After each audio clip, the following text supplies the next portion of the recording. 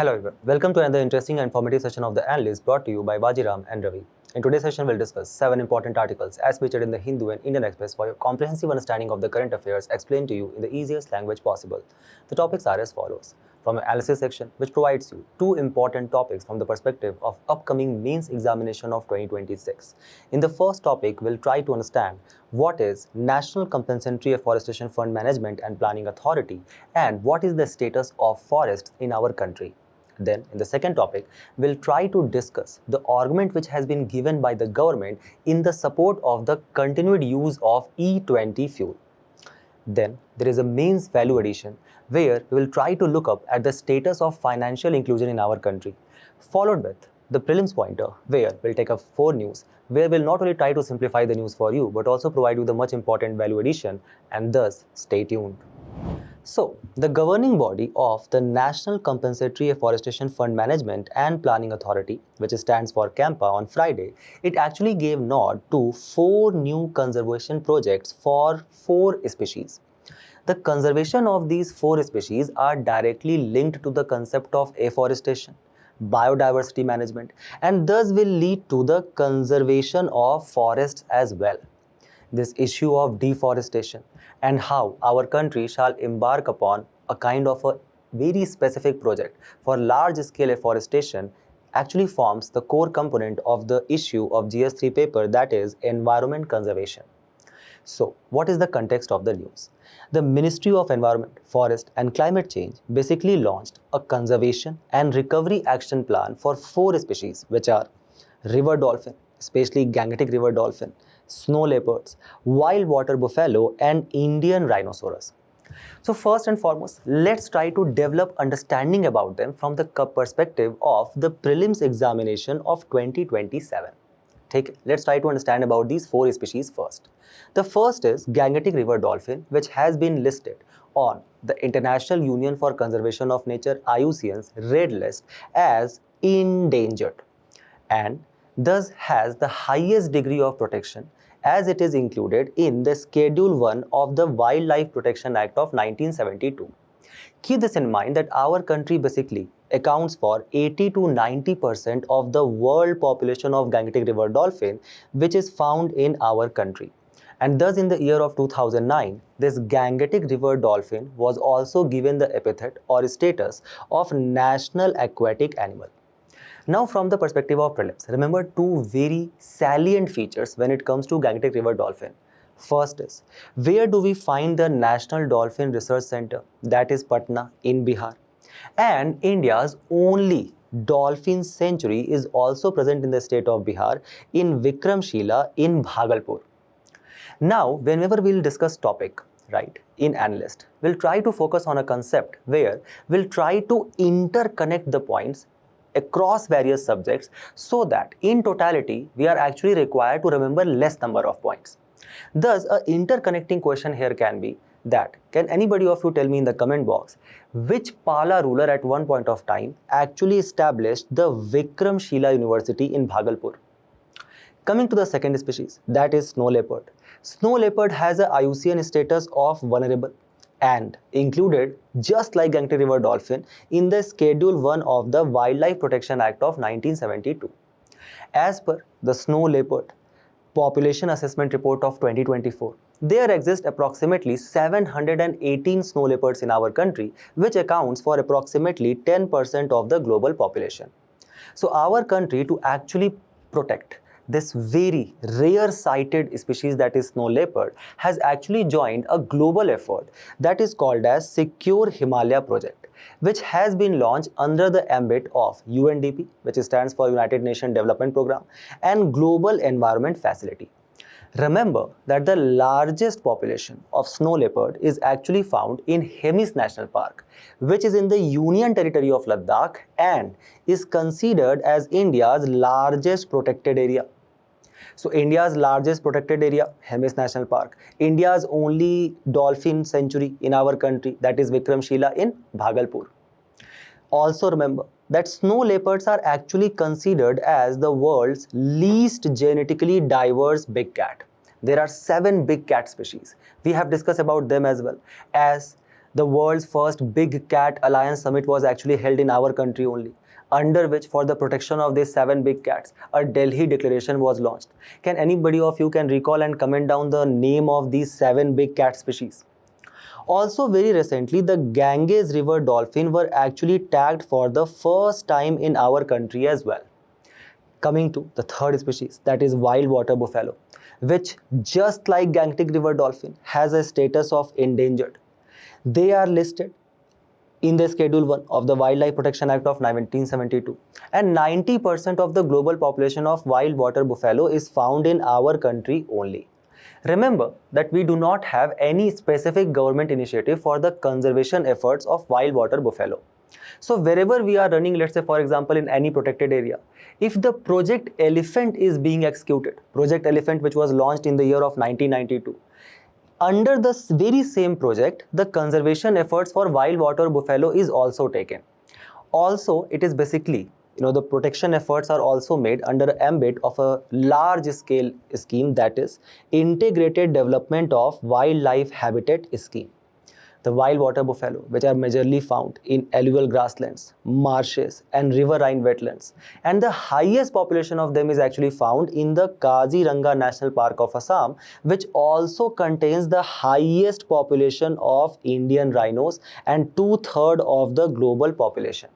The Indian rhinos, which just like snow leopard have IUCN status of vulnerable, listed on the Schedule 1 of the Wildlife Protection Act of 1972.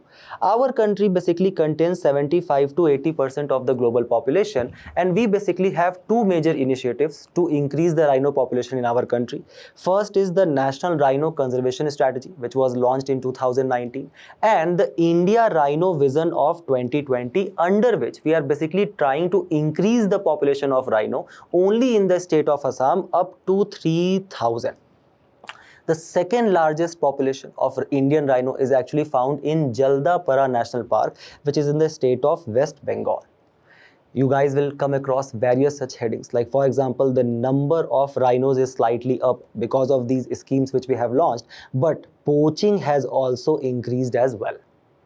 So when we have understood that how, whatever the funds which are actually being stored under CAMPA, that is Compensatory Afforestation Fund Management and Planning Authority, a slight portion of that fund will also be dedicated for the specific conservation of these 4 salient species. Keep this in mind. When we have understood this, let's try to understand what is the status of forest in our country, and for that we are actually going to refer to a report which was also published in your PIB. The report is called as Global Forest Resource Assessment, GFRA, which is published by Food and Agriculture Organization. According to which, by the month of October 2025, the total global forest area stood at 4.14 billion hectares, covering almost 32% of our Earth's entire area. What is the contribution of our country in this 32% of the land, which is basically covering the forest across the earth? That is approximately 2% of the world's total forest area.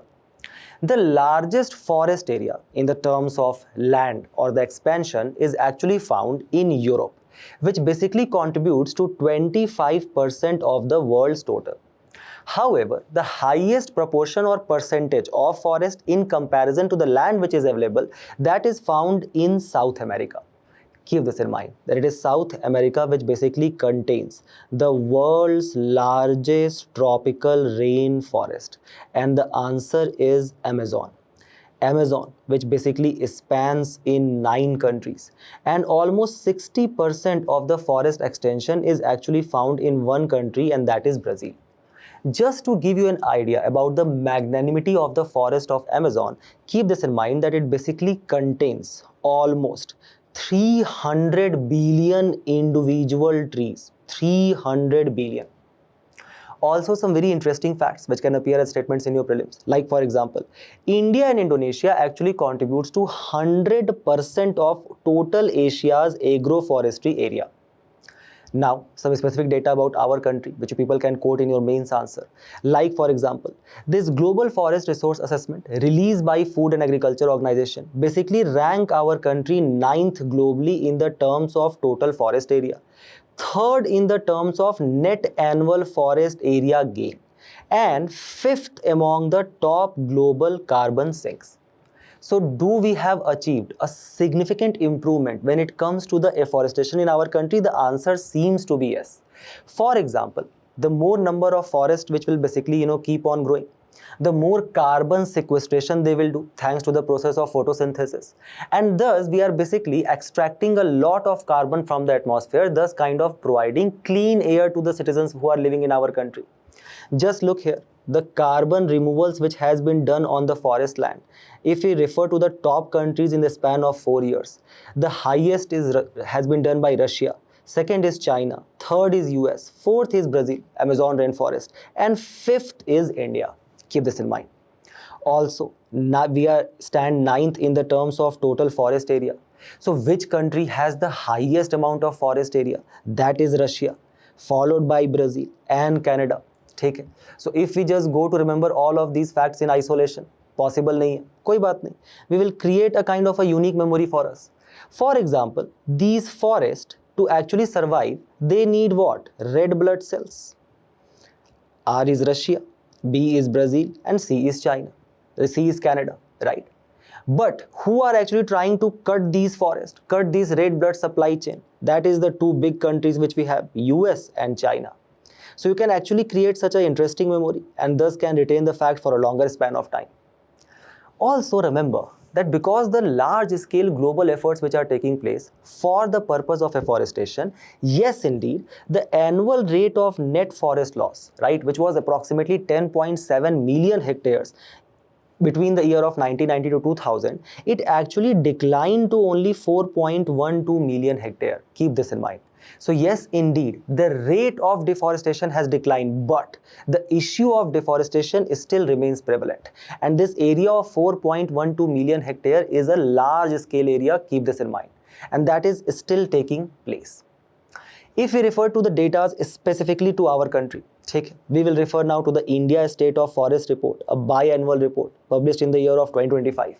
According to which, if we refer to, let's say, our total area of our country is 100 km, approximately 21.7 km of that is covered with forest.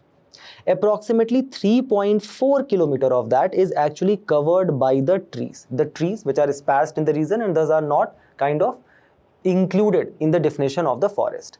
If we actually add up this forest as well as tree cover, approximately 25.17% area or 25 kilometers in every 100 kilometer actually falls under the ambit of forest and tree cover. Now, if you are thinking that this seems like almost 1/4 of our country's area is directly under the forest, keep this in mind that in this definition of forest, we also include those areas where a little bit afforestation has been done. Okay? Even the sparse trees if they are present. And if we refer to the target which we set on ourselves under the National Forest Policy of 1988, the target was that we shall end up bringing 1/3 or 33% of our total geographical area under the ambit of forest and tree cover, and we have still not achieved that. However, we are actually putting efforts in that direction. Between the year of 1990 to 2025, right, in the span of these 35 years, India actually reported a net forest gain. Keep this in mind. If it is asked, state with the largest forest cover, that is Madhya Pradesh, followed by Arunachal and Chhattisgarh. But if we refer to the state with highest percentage of area under the forest cover, so let's say if they have area of 100 km, the highest percentage of that is within the ambit of forest. So that is Mizoram, followed by Arunachal and then Meghalaya. But same point of a time, there is a kind of a other side of the coin as well, and that is the issue of deforestation. So as per Global Forest Watch, India has lost approximately 3.4 lakh hectares of forest between the last 2 decades. And 31% of this 3.4 lakh hectare of deforestation which has been done, it has been caused. Why? Because of the increasing need of agriculture and infrastructure to actually sustain the rampantly increasing population. In this context, also remember, as per the UNDP's report itself, India is going to host a population of 1.7 billion people by the year of 2050. Don't you think our demand for agriculture is going to increase? Livestock product is going to increase. We will require further land to actually live. ठीक है, how many story buildings you people will end up creating in the small area possible, ठीक है, you will need more areas to actually provide employment to these people. You will need more industries, and thus the chances are that the deforestation can actually end up increasing, and that's the assessment by the Global Forest Watch as well, which says that there can take place 30% reduction in forest and tree cover, 30% more by the year of 2050. A classic example of that is the rampant urbanization and industrialization which has been done in the state of Haryana, where only 3% of its land is currently under the forest and tree cover. ठीक? So when we are talking about this aspect of deforestation, let's have a little bit discussion on how these healthy forest or the presence of forest is actually pivotal for our country's overall growth as well. First and foremost, they actually play a very pivotal role of doing carbon sequestration, where they secure the carbon, right, store the carbon with the process of photosynthesis. Remember, forests are the second largest storehouse of carbon after the ocean. So, don't you think that this large scale carbon sequestration, which is being done by this forest, it actually helps us that we can still end up using fossil fuels. Fossil fuels like, for example, diesel, petrol, right, crude oil, coal, etc., with which there is generation of greenhouse gases. One of them is carbon dioxide, but the same carbon dioxide is actually being absorbed by the trees as well. So it can actually help us to mitigate this use of fossil fuels. Fossil fuels which still contribute to almost 70% of our total energy needs. Keep this in mind. Also, in this context, you people can recall the nationally determined contribution which our country has taken under the ambit of Paris Agreement targets, where we have said that as per the newly revised nationally determined contribution, we are actually going to create 3.5 to 4 billion tons of CO2 sequestration equivalent from the tree and forest cover in our country by the year of 2035.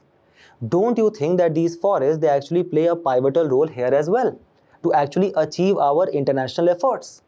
Second, they increase the resilience. They provide clean air and water.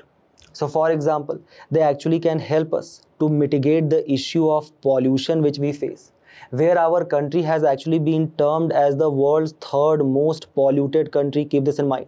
And our capital is actually considered as the most polluted capital in the entire world. So more number of trees, more carbon sequestration will actually end up providing what? More cleaner air. Similarly, these trees, they actually have these very dense roots. The dense roots which actually penetrate the bedrock, the permeable bedrock, and reaches to the groundwater. The groundwater which basically is extracted, right, through the process of xylem and phylum, and ultimately is restored to the atmosphere through the process of evapotranspiration. Thus, these trees, they actually create a kind of atmospheric rivers where they end up providing precipitation, right, through the creation of clouds by providing moisture to the clouds. So then the whole water cycle is get completed, and thus they also act as a very important source of water supply in our country. Keep this in mind. They actually help regulate the climate, tone down this urban heat island effect, act as a buffer against the various natural disasters such as, for example, floods and wildfire, while also contribute as a very important economic source to various indigenous and local communities in our country, like for example the tribals, who actually survive on this minimum forest produce which they can procure while they are living in the forest. 2.4 billion metric tons of carbon is actually sequestrated by these trees across the world. Now look at how this deforestation is contributing to the climate change. Agriculture, forestry and other land use contributes to 22% of total global emission, and half of that is from deforestation itself. Important data. Carbon loss from this tropical deforestation in the last 2 decades has doubled and continue to rise, which is driven largely by the expansion of the agriculture frontiers to actually sustain the ever increasing global population. The deforestation will also contribute further to climate change by intensifying the risk of various natural disasters, like for example the fires which can spread in the adjoining area. So a very simple question which UPSC can ask, what are the causes of this deforestation? Here we will actually start our answer by giving an argument, and for that argument we will actually use some keywords like, for example, here the anthropogenic burden, where our population is increasing. Quote the data, 1.7 billion by the year of 2050. Then there is rampant need of land for various kind of human activity. For example, if we are saying that we are having a demographic dividend window, where currently let's say 2/3 of our population actually falls in the ambit of a working population. For that, don't you think we are required to create more industries? If we will end up creating more industries, right, we will require more land for that. And that will further lead to what? Large scale deforestation. है ना? Now to sustain, let's say for example, the farmers as well, we are planting various kind of commercial crops. Unchecked livestock grazing is taking place. The issue of one health is actually becoming much more prominent. So for example, you people might be very well aware about the Nipah virus. The Nipah virus, which is actually spread by the flying fruit bat. Okay? Why these flying fruit bat are now more oftenly coming into the contact with humans or the edible food items of humans? ठीक है? क्या उन्हें हमारी शक्ल अच्छी लगती है? बिल्कुल नहीं. The reason for that is that the flying fruit bat has not come to us, rather the further expansion of human settlements for the need of agriculture, for the need of commercial crops, for the need of livestock grazing has actually led to the rampant deforestation in the region of Western Ghats, and thus we have gone closer to these animals, these bats, the bats which can actually spread zoonotic diseases in us. Further, there is issue of growing economic hunger, as we can see in the case of Aravallis. Rampant illegal mining is taking place there for various minerals like iron, bauxite, manganese, etc. The Indian State of Forest Report of 2025 also gives us to another reason. Says there is a large scale encroachment of land which is actually done by the very profitable timber industry, as well as the practice of shifting cultivation which is actually practiced, right? For example, the jhum cultivation or podu cultivation by these tribal people, where just to regenerate the production capacity of a particular area, they end up burning that agricultural field as well. Many of the time, this fire actually is spread across the forest and ends up burning a large scale number of trees. Also, as the global warming is increasing, the intensification of natural disasters like, for example, tropical cyclone, typhoon as it is impacting China right now, that will take place. Forest fire will take place. Flash floods will take place. And what is ultimately going to be the impact of such rampant deforestation? First and foremost, the trees, they actually hold the upper layer of the soil. The upper layer of soil which basically contains a lot of nutrients because of the process of decomposition. If the trees are lost, then there is nothing to hold this soil to the permeable rock, and thus with various erosional and depositional forces like, for example, wind itself, this upper layer of fertile soil will end up getting removed. Lack of fertile soil cover will ultimately lead to what? Decline of food productivity. How we will provide large-scale subsidized ration under the National Food Security Act of 2013 then. Further, loss of sink of carbon dioxide will lead to increasing greenhouse gas in atmosphere.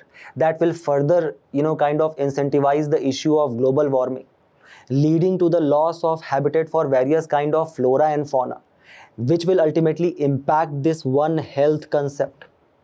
As we were discussing, the process of evapotranspiration can decline.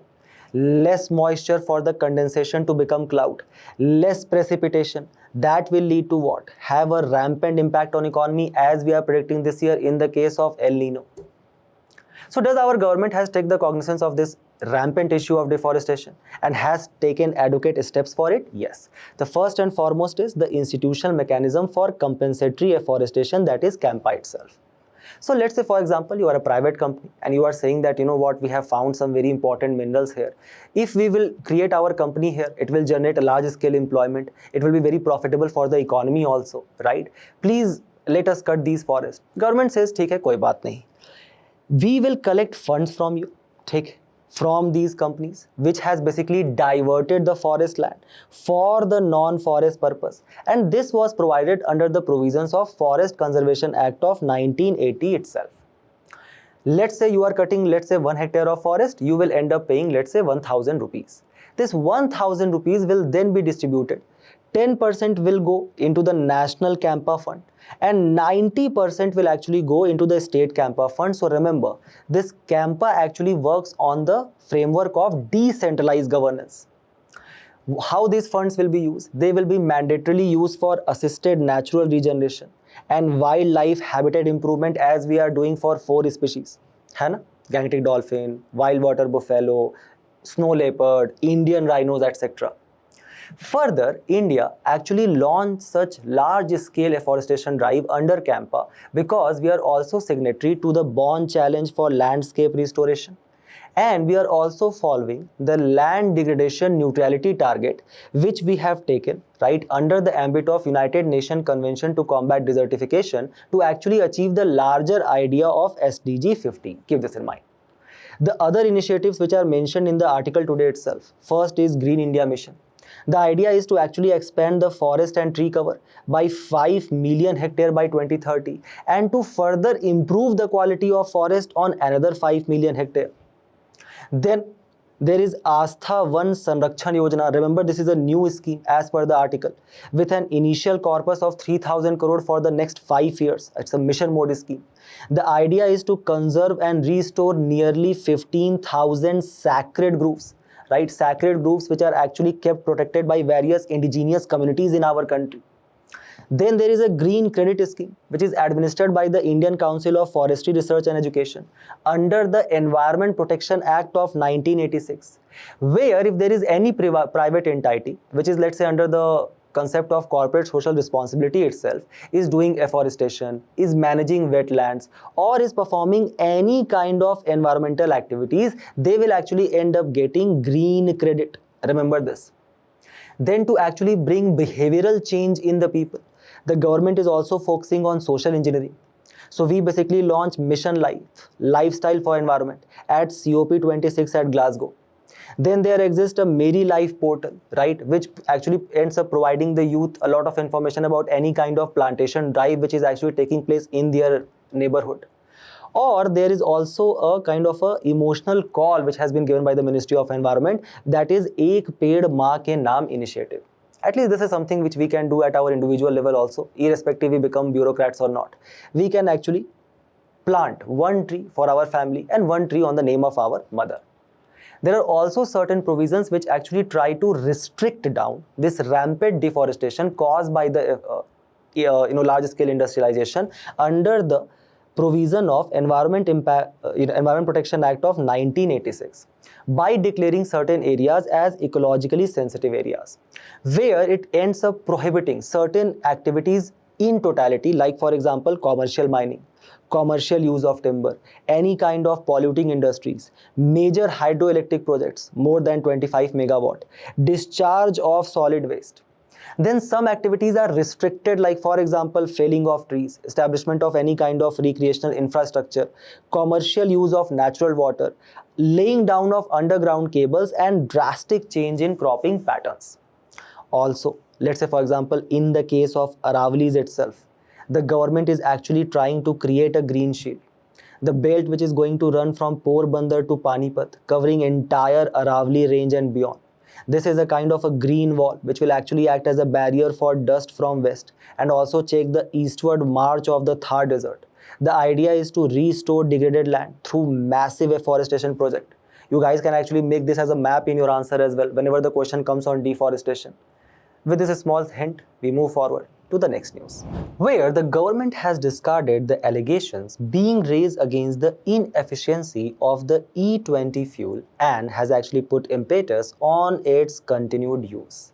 The issue, which forms an important component of your GS3 paper under the larger theme of energy security and can be one of the probable questions for this year mains examination. So let's first try to understand the argument which has been given by the government in support of the continued use of E20 fuel. Just for your basic understanding, what does this E20 fuel actually means? So let's say, for example, earlier you were using 1 liter of petrol, which is basically nothing but a fossil fuel, to actually run your vehicle. The government is saying that we are basically going to blend 20% of ethanol fuel in this. So basically 200 ml out of this 1 liter is actually going to be ethanol, which is a biofuel. Now, when it comes to this E20 fuel, there are several questions which is being raised by various automobile makers, various automobile users, asking about or questioning the efficacy of this E20 fuel. Questions like, why did India appear to rush when it comes to ethanol blending, right? Why there was such a rush? Where, for example, if you look at the Brazilian model, they have actually taken decades to adopt their automobile industry to these E20 fuel. Why don't consumers have the choice? For example, let's say if I do not want E20, I say no, give me E10. Why I do not have this choice? Why all the petrols which are available at various refinery outlets, they are selling only E20 fuels only? Third, why is not E20 cheaper than E10 or pure petrol, right? Because obviously now you are mixing biofuel. So you are basically consuming 20% less petrol. So just give us the benefit of that in the prices also. Then there are concerns regarding how E20 end up damaging the rubber components, and many vehicle manuals specifically mention that these vehicles are capable to use E10 compatibility only. Now let's try to see what are the arguments which has actually been given by the government.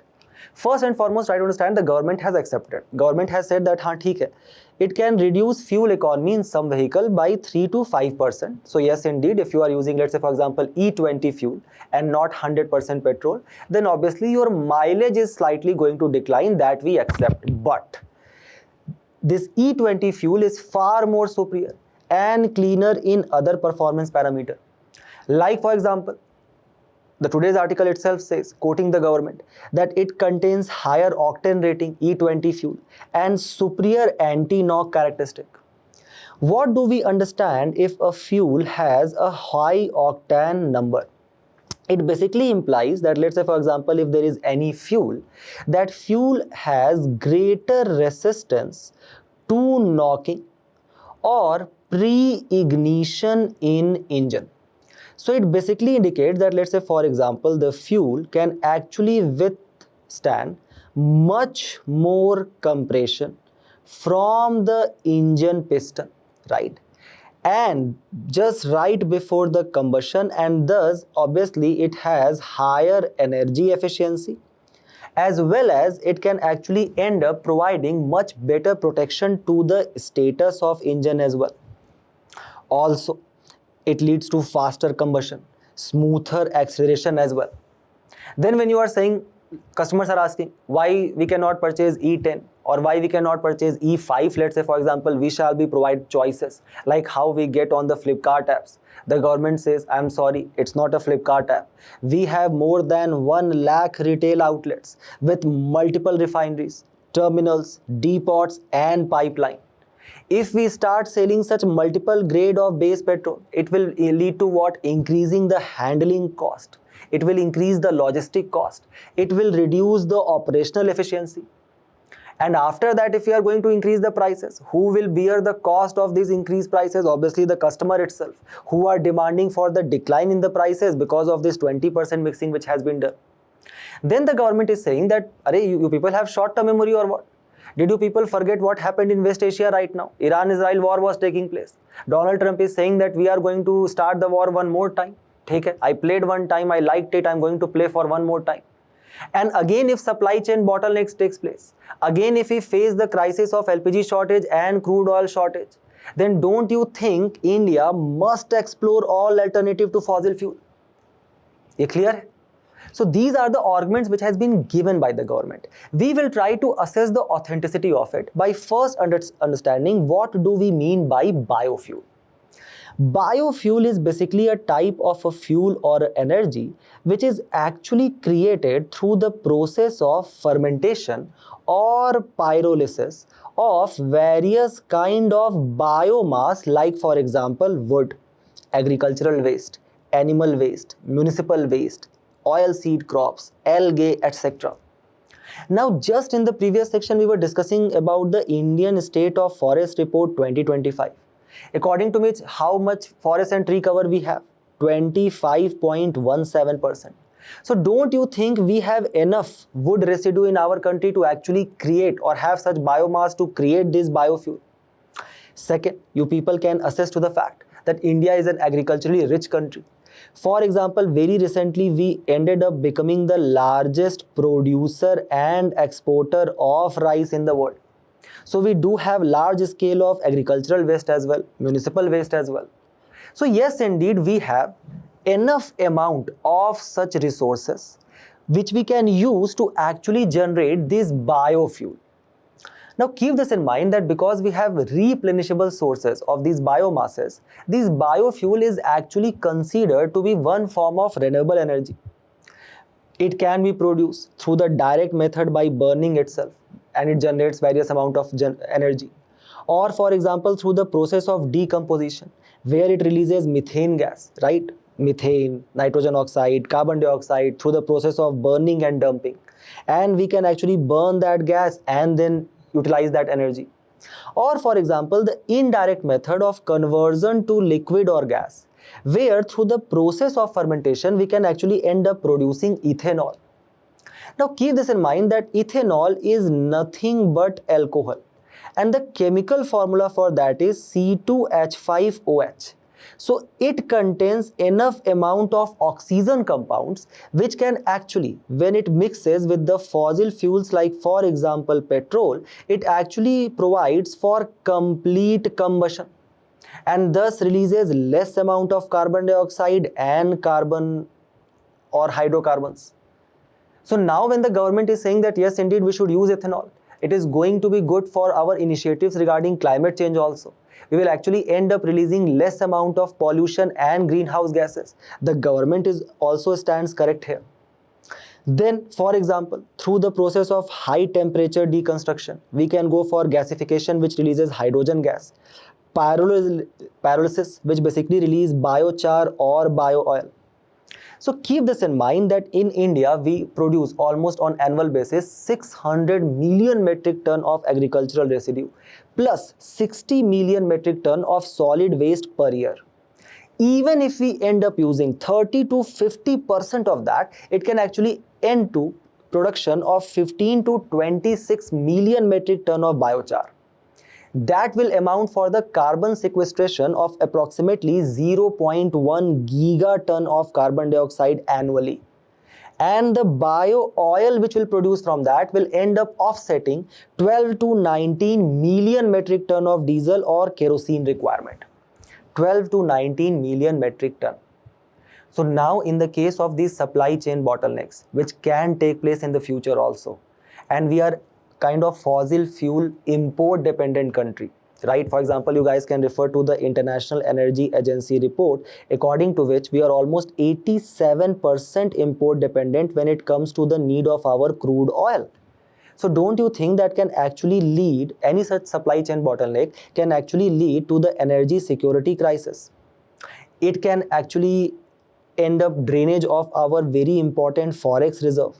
That can further lead to any kind of balance of payment crisis. Correct? Thus, we shall focus on these E20 fuel. And that was also the cognizance which was taken by the government itself. So when the current government came into the power, the data which has been provided to us by the Ministry of Petroleum and Natural Gas, at that point of a time also, we were blending approximately 1.5% of ethanol with petrol.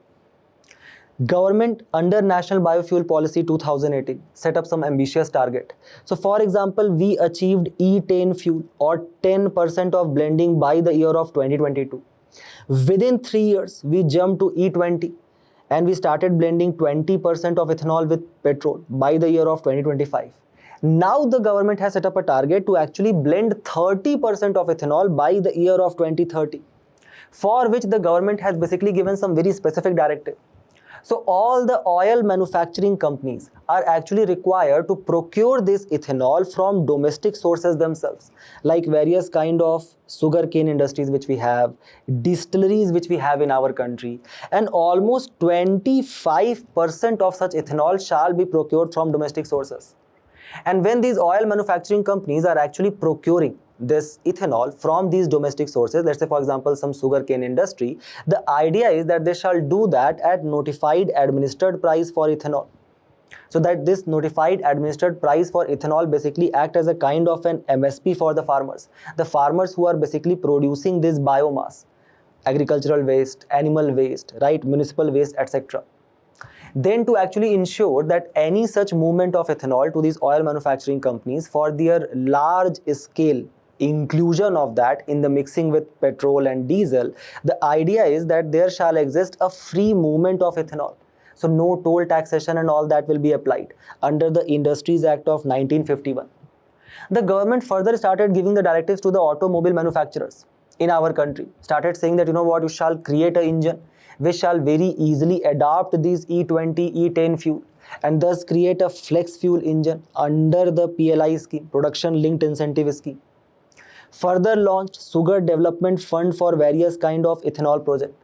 The idea was to actually work on waste to wealth concept, to actually use these replenishable sources to create biofuels by use of agricultural and municipal solid waste.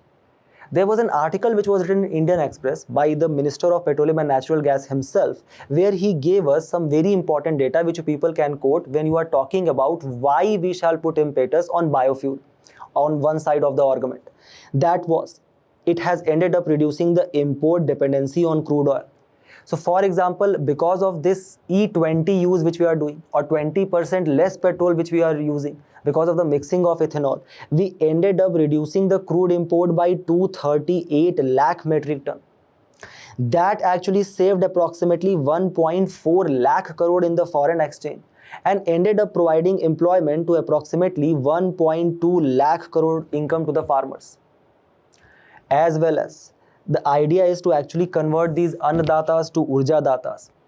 So a blending mandate has already been initiated with a target of 1% biofuel blending for international flights by 2027, increasing it to 2% by 2028 to scale further as the supply stabilizes. So we are saying that even in the aviation turbine fuel, ATF, we will also start mixing this ethanol, right? We are trying to mix this ethanol wherever there is a possibility.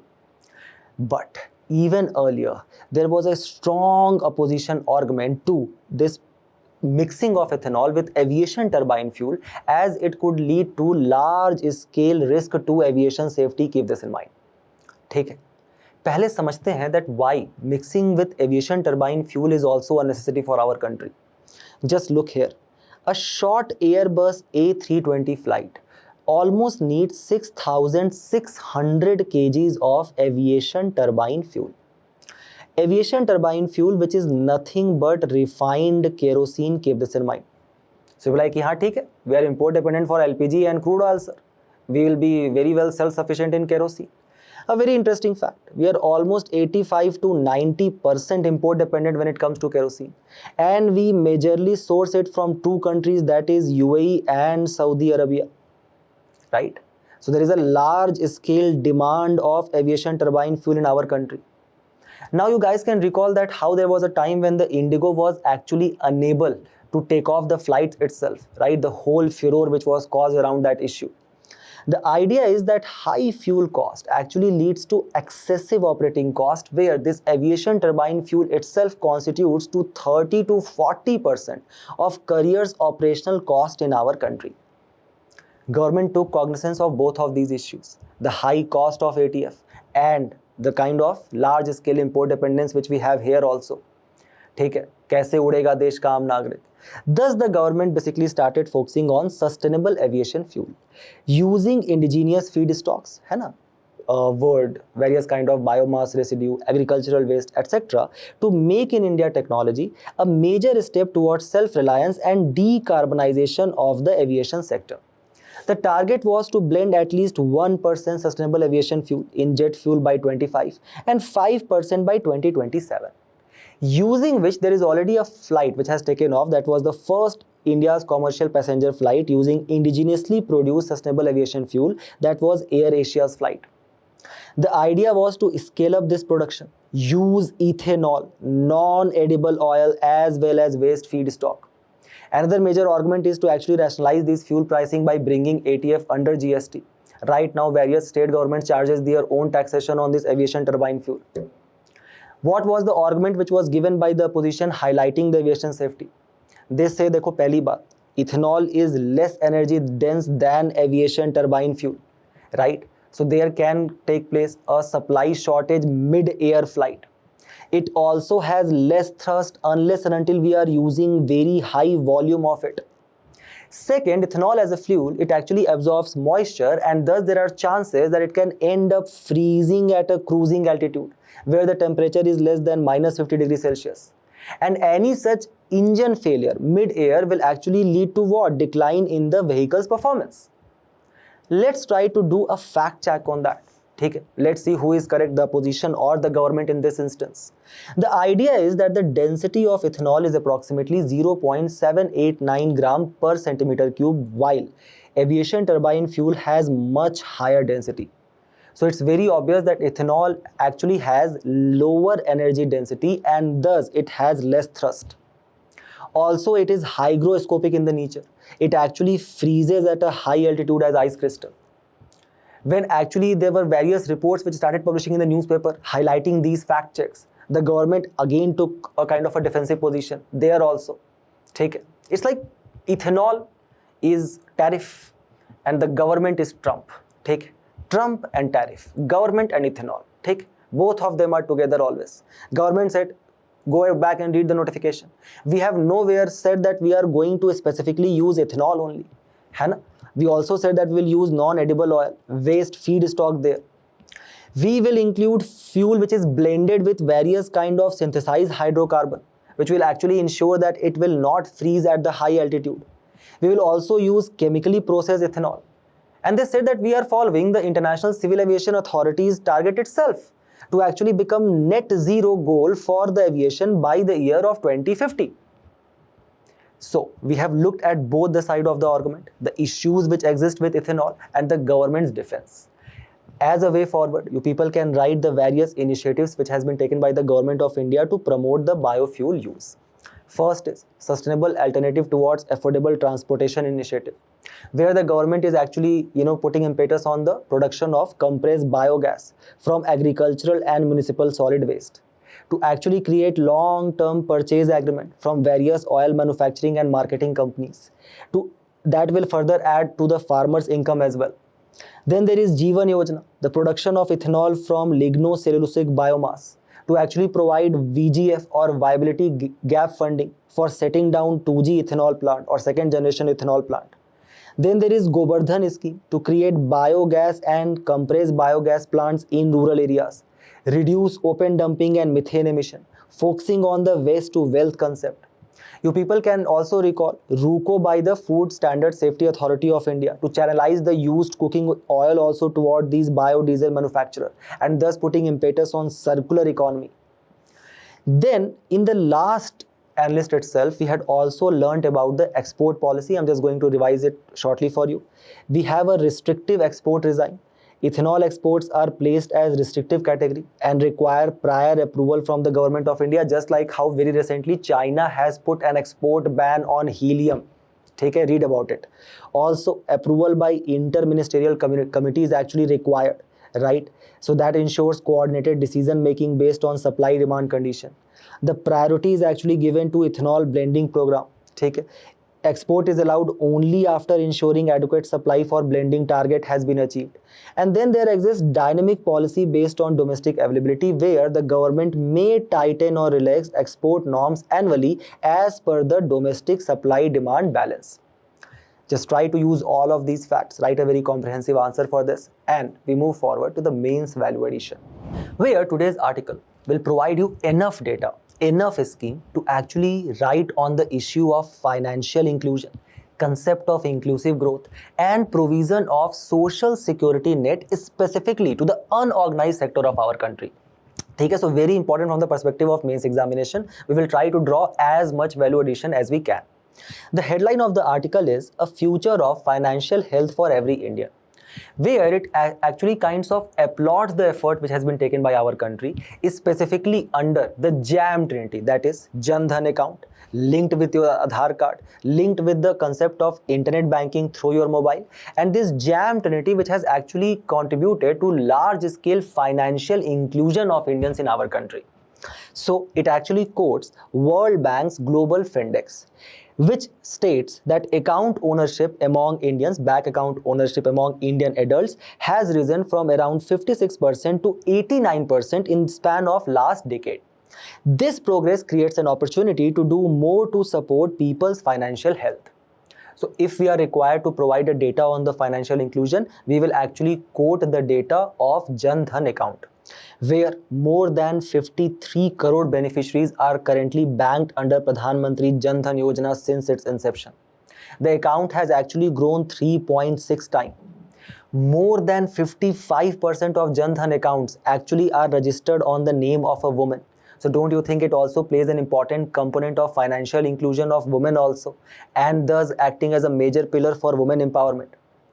Remember that almost 2/3 of the Jan Dhan accounts have actually been opened in the rural and the semi-urban areas, where even now if you'll go into the rural area, we used to have that ice cream wale uncle, right, which used to come in the hot summer afternoon, hai na, on their cycle. Even they have started using Paytm, so they can very easily get the cash, right? The items have actually, the commodity has become much more easily sellable. Okay? So don't you think it has acted as a kind of a factor of money multiplier? And thus, taking the cognizance of this, our Prime Minister speech on Independence Day, he specifically stated that every household should have a bank account and every adult should have a insurance and pension coverage to actually provide them a social security net when they enter in their demographic winter. And thus there are a lot of such schemes which has also mentioned in the today's editorial itself. I will provide you small snippets on that. First is Pradhan Mantri Kisan Samman Nidhi.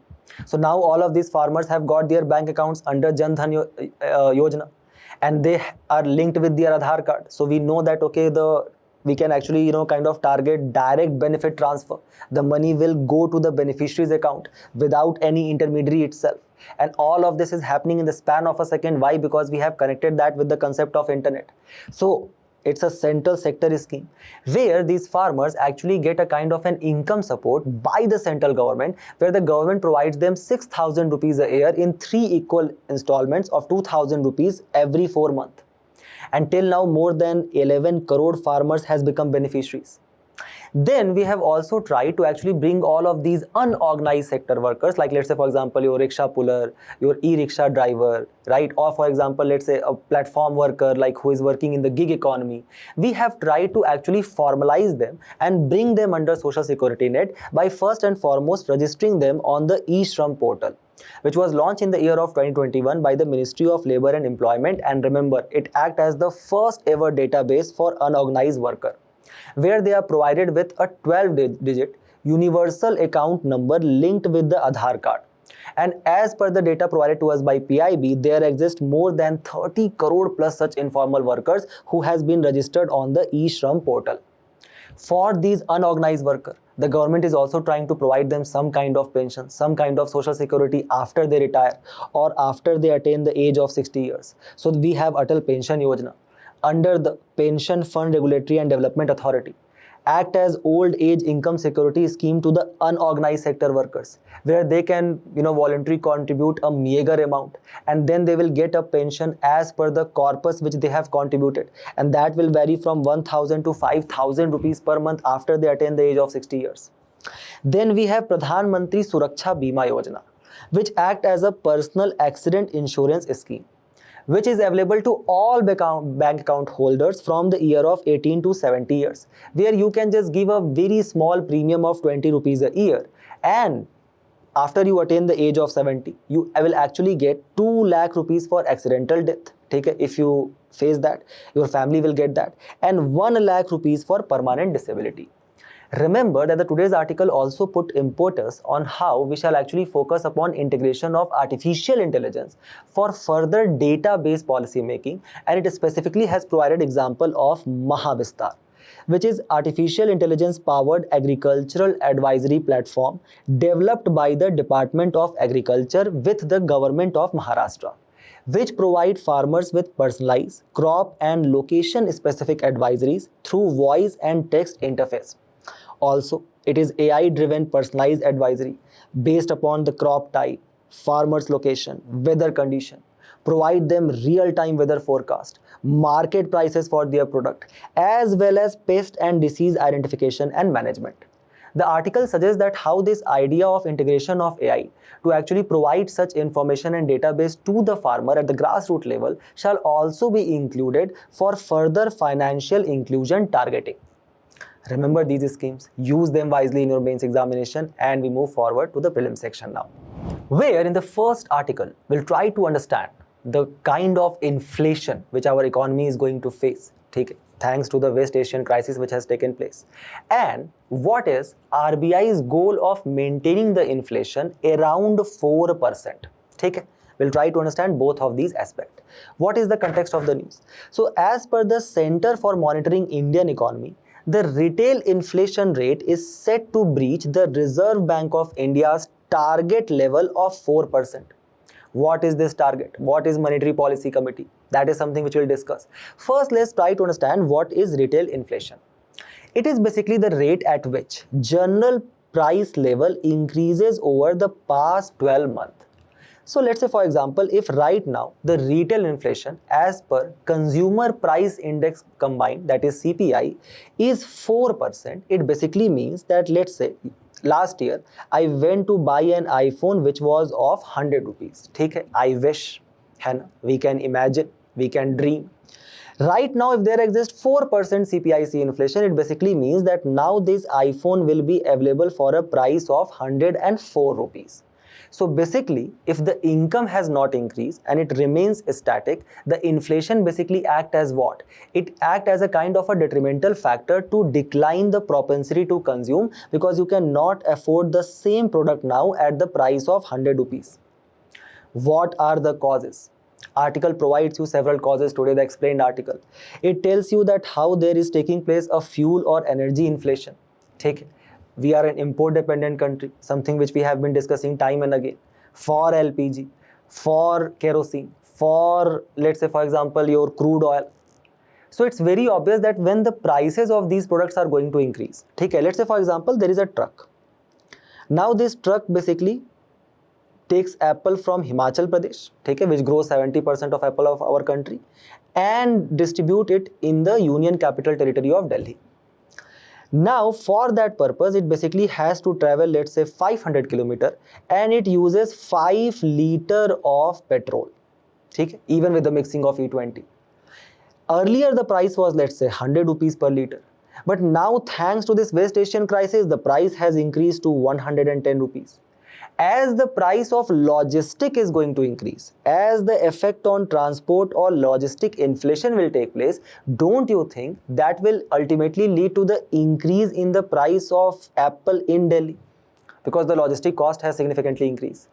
Keep this in mind that as per the Logistic Performance Index released by World Bank, India basically ranks at the 38th position, where as per the Logistic Performance Index, let's say if there is a commodity in our country which is being sold at 100 rupees, almost 14% of that, or 14 rupees, is nothing but the cost of logistic to move that commodity from one place to another. In developed nations like USA and China, this cost is only 7 to 8% of the total cost. So we already have a high logistic cost in our country, thanks to the difficult terrains, lack of road infrastructure which we have. Then further the prices of crude oil have increased. So it's obviously that we will face something which is called as imported inflation. This is clear. Also, now let's say, for example, if the LPG became expensive, I come from a lower middle class family, so obviously I cannot afford LPG. So I said, koi baat nahi, I will make food on cow dung. But because LPG has become so expensive, many people like me who come from lower middle class family, they started using cow dung. So suddenly the demand of cow dung increased, and thus the demand of substitute product increased. Why? Because of the demand pull inflation. Okay? The demand is high, the supply is less of cow dung. So even that price increased as well. That also caused inflation in the economy. The ultimate impact is a flowchart which you people can actually include in your answer as well. That is, high cost of goods and services leads to what? Decreased propensity to consume or marginal propensity to consume. Thus, less demand for product. Less demand for product, less incentive for the companies, right? Less profit maximization. What they do? They start reducing their output, their production. So less requirement of factor of production exists, and thus leads to what? Less employment level. Less employment level, less salary level, less wages, less wages. Further decline in the propensity to consume, and thus it creates a kind of a vicious cycle of lower consumption. Just look at the data here, right? The transport inflation which actually took place.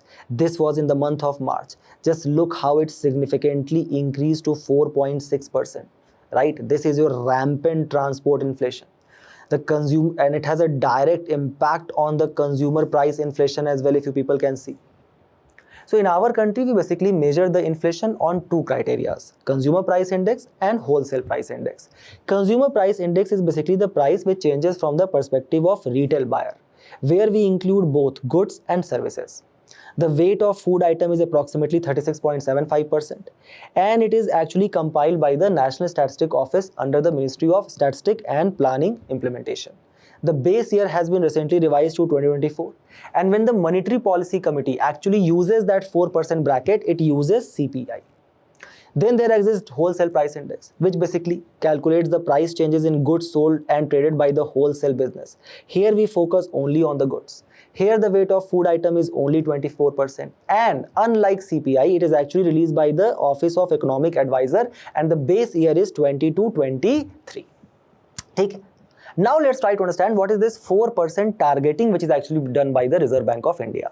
So it is actually mandated to the Reserve Bank of India under the Finance Act 2016, which actually ended up amending the Reserve Bank of India Act of 1934, which actually set up inflationary targeting or targeting of the inflation as the primary objective of the Monetary Policy Committee, where the Monetary Policy Committee shall actually keep, let's say for example, the bank rates, the lending rates for the banks, or the money supply in the market in such a way that it shall maintain 4% CPI inflation in the range of, it can be -2, so let's say 2%, or it can be +2, that is 6%. So the inflation ideally shall be close to 4%, but has a bandwidth of 2 to 6%. Keep this in mind. Okay?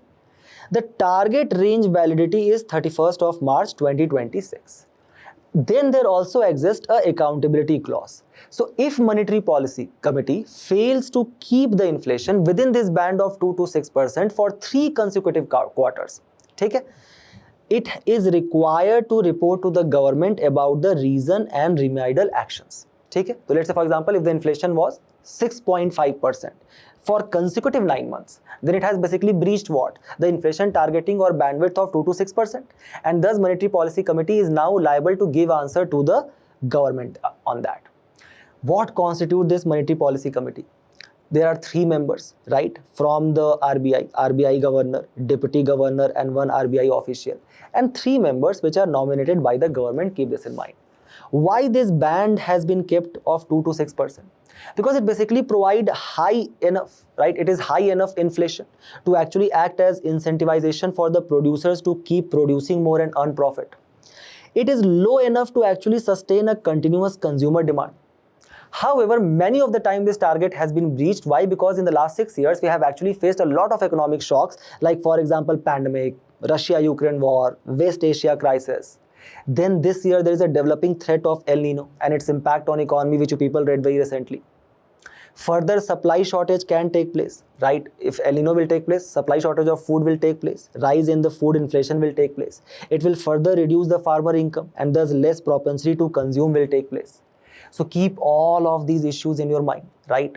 Even for the mains examination and for the prelims, very specifically remember CPI, WPI and Monetary Policy Committee, and we move forward to the next news, where we'll quickly try to learn some data about diabetes as well as the type of diabetes which exist. So what is the context of the news?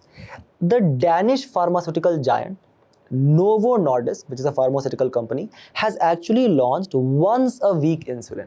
ठीक है. So let's say for example earlier the people were required to inject themselves with insulin if they are actually having high sugar level in their blood, ठीक है, every single day.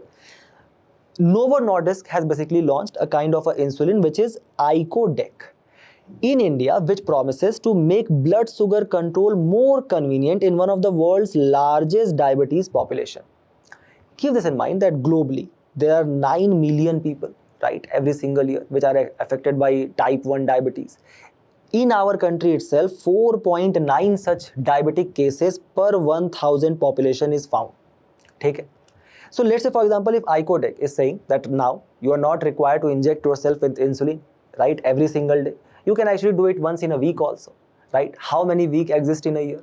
So you are basically required to use it only 52 days instead of 365 days. ठीक है. So anyway the cost is going to decline, है ना? Because everyday use is not there.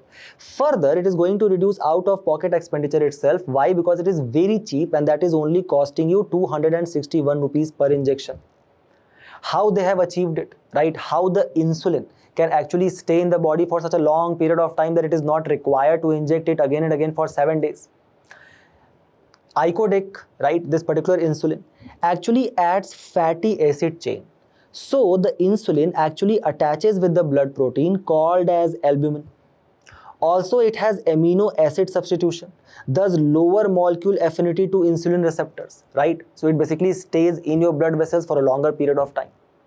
Some of you will be like, ठीक है, ये सब तो समझ में आ गया. What is diabetes and what is insulin? Let's try to understand that.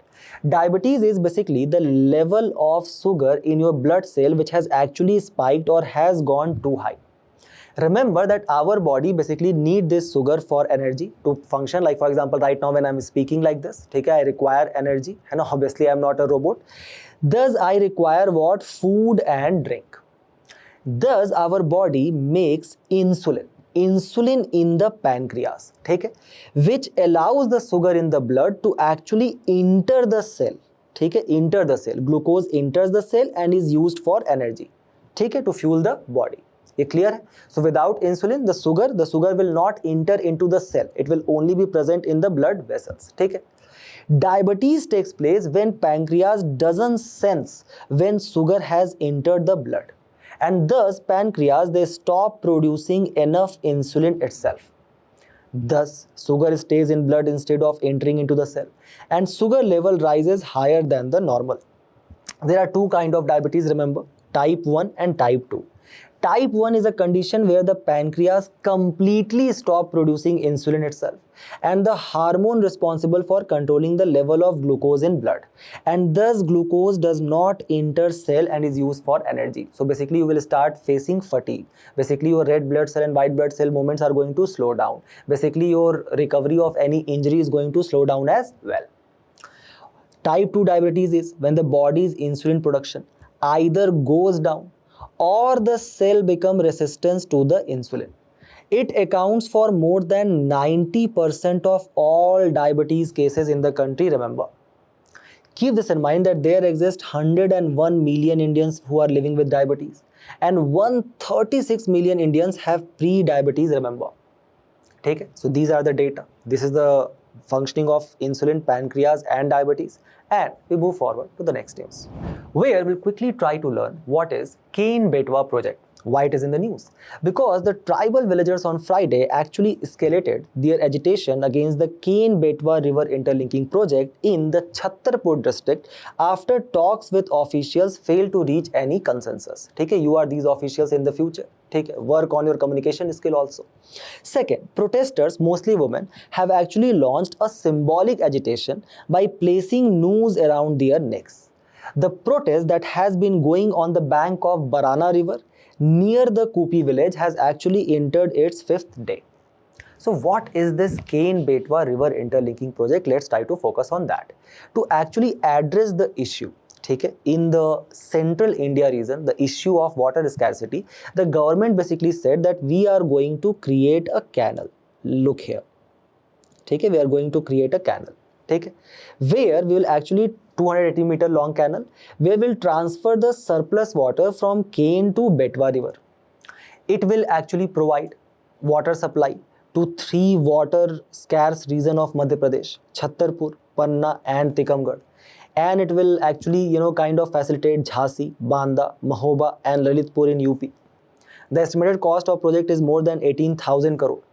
The idea was that it will end up providing irrigation benefits to more than 6 lakh hectare area on annual basis, and thus will help the farmers in that area for providing them various irrigation facility. Very important if the El Nino year is going to take place this year. Second, drinking water supply to more than 1.4 million people. Even runoff river projects can be done. Gravity dams can be created on this, and it will end up generating 78 megawatt of electricity also. It was going to be ultimately implemented through various special purpose vehicles which were actually created under the Ministry of Jal Shakti itself. Okay? But then there are certain problems. The one of the major is the submergence area under the proposed reservoir. Kindly look here. So this is the total land area to be submerged, that is approximately 9,000 hectare, out of which almost 5,258 hectare is forested land, which is also inhabited by various tribal communities. Keep this in mind. Almost 4,141 hectare of Panna Tiger Reserve is entirely going to be submerged. Remember this. Okay? Which dam we are creating here for the megawatt project? That is Dodhan Dam. Remember. Okay? So, what are the tribal demands? Tribals are saying that, see, we have Land Acquisition and Rehabilitation Act of 2013. Under that, first and foremost, do the mandatory social impact assessment. Release the report in the public. Second, we have right to fair compensation and transparency. We want this much compensation, or under the Forest Right Act of 2006, we have the right for the in situ rehabilitation itself. So either we shall be rehabilitated around our traditional areas itself, or give that land which we are demanding. Take. And under the Forest Right Act 2006, you cannot arbitrarily evict us. Take it. You are required to follow a legal procedure and safeguards. Take it. So remember these two important acts. Remember this Ken-Betwa river interlinking project. Also use it if you people are writing in the concept of water scarcity. Take it. With this, we move forward to the last news of the day, where we are going to learn about India's first hydrogen train. Take it. Very simple question. India's first hydrogen train is going to run from which to which place? It is going to run from Jind city to Sonipat. Remember this. Take it. What is the context of the news as per PIB? The manufacturing of India's first hydrogen power train has been completed. This is green hydrogen production plant based on electrolysis process, which is being established at the Jind. This is a indigenously designed hydrogen train which will demonstrate Atmanirbhar Bharat, presently the world's longest and the most powerful on-board gauge. Ye clear? And thus we have joined a very elite group that is consists of only Japan, South Korea, US and Canada. Remember, China doesn't have a hydrogen train till now. It will cross 12 stations, covering a distance of almost 89 kilometers with an operational speed of 75 kilometers per hour. Take it. What is it? It is a hydrogen train which is often referred to Hydrail or H train, which provide a viable alternative to diesel locomotive on non-electrified railway route. The hydrogen fuel cells generate electricity chemically, meaning the only emission is the harmless water vapor. Remember, ठीक है, exam में only आया तो confuse नहीं होना है. ठीक. And with this, we have reached to the end of our discussion today. Do not forget to attempt the questions at the end of the video and test your knowledge. We will meet in a very interesting discussion very soon. Till then, all the very best for your preparation and thank you.